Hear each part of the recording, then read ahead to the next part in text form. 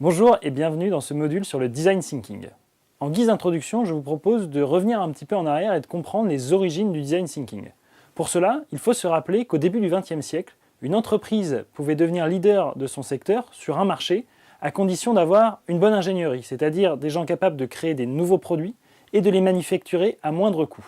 Puis est arrivée une nouvelle discipline, le marketing. Le marketing a changé la donne et a permis à des entreprises de se différencier par leur capacité à vendre des produits. On était donc plus exclusivement sur la partie ingénierie, mais aussi la partie commerciale et comment améliorer la relation client et ainsi vendre plus de produits. Puis, année après année, l'ensemble des industries se sont nivelées par le haut au niveau de l'ingénierie et du marketing. Arrive donc un nouveau critère de différenciation qui est l'expérience client. Comment je vais impliquer mon usager, mon client, dans l'expérience d'achat de mon service ou de mon produit, et comment est-ce que je vais amplifier ses sentiments, ses émotions vis-à-vis de ma proposition de valeur. Et ça, finalement, cette nouvelle discipline, elle émane de méthodes qui sont essentiellement le design thinking, le lean startup ou l'open innovation, trois méthodes, toutes les trois nées dans la Silicon Valley. On estime que le design thinking est apparu dans la Silicon Valley au travers d'une entreprise qui s'appelle IDEO. IDEO est une sorte d'entreprise de consulting en design et en expérience client, fondée par Tim Brown. Le principe du design thinking, c'est comme son nom l'indique, de packager la pensée du designer. Je vous arrête tout de suite, un designer, qu'est-ce que c'est ? On a tendance à croire en France qu'un designer, c'est quelqu'un qui dessine des meubles, qui dessine des voitures. En fait, ça va bien au-delà. Le design, c'est une vraie discipline. Il faut en général 5 ans d'études et beaucoup d'expérience pour en acquérir les fondamentaux. Et le designer, c'est avant tout quelqu'un qui conçoit des produits, qui est capable d'allier la sensibilité et la capacité technique, viabilité économique également. Si vous tapez Design Thinking sur Google, vous allez voir ce genre de choses ou ce genre de choses. Bref, des process qui permettent en fait de suivre une démarche pour créer des nouveaux produits. Ce qui est important, c'est de voir qu'en effet, c'est un process, c'est-à-dire qu'il n'y a rien qui rassure plus une grande entreprise ou un acteur industriel qu'un process, quelque chose de simple à suivre avec des étapes claires. C'est exactement ça le design thinking, c'est la capacité à proposer à n'importe qui finalement la pensée du designer au travers d'un process bien délimité et séquentiel. Cela présente quand même une limite, la subjectivité. Et oui, quand on veut créer, quand on veut innover, il faut une part de subjectivité. Trop respecter un process, trop le suivre, c'est ôter cette part de subjectivité.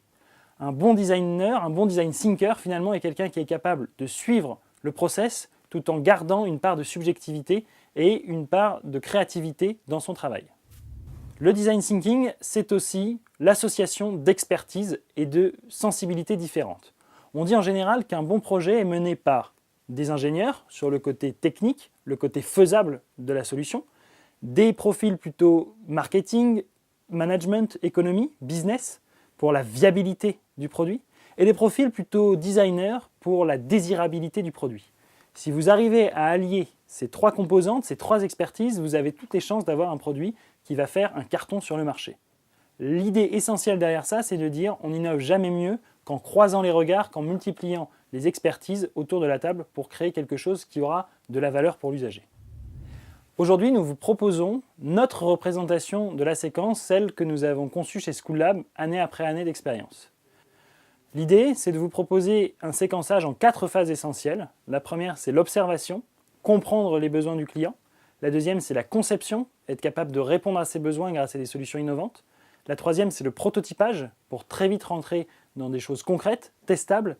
Et la quatrième, et pas des moindres, c'est le lancement. Être sûr qu'au-delà d'avoir la bonne idée, on a la capacité de la lancer sur le marché et ainsi de créer un véritable succès. Ce qui est très important de voir sur ce schéma, c'est que les étapes se succèdent, mais elles sont aussi itératives. C'est-à-dire que vous pouvez faire de l'observation, de la conception, du prototypage, puis revenir à de l'observation, à de la conception. C'est bel et bien un cycle itératif, où on va faire un pas en avant, 2 pas en arrière, 3 pas en avant, etc., etc. Et pas quelque chose de purement séquentiel, où une fois qu'on a fait de l'observation, on n'y touche plus. Le design thinking, c'est 3 choses. D'abord, c'est l'ethnographie. Aller au contact des usagers, comme le fait Claude Lévi-Strauss dans des tribus reculées en Papouasie par exemple.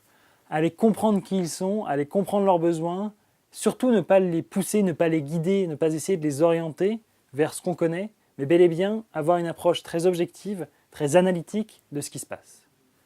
Ensuite, le design thinking, c'est l'innovation. Mais l'innovation, par la capacité qu'on a à changer la vision qu'on a de sa propre activité. Exemple que je vous donne avec BIC. BIC qui a changé la vision qu'elle avait sur son activité. Plutôt que de dire on est simplement des fabricants de stylos, ils se sont dit après tout on est des fabricants d'objets en plastique qu'on peut vendre à côté de la caisse.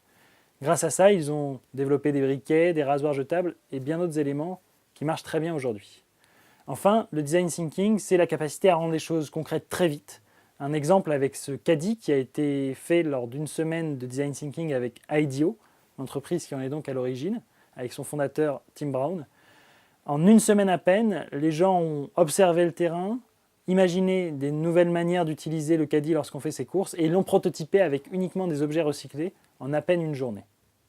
Ça, c'est le design thinking, observer, comprendre les besoins, changer la vision qu'on a sur sa propre activité et prototyper très vite pour rentrer dans le concret.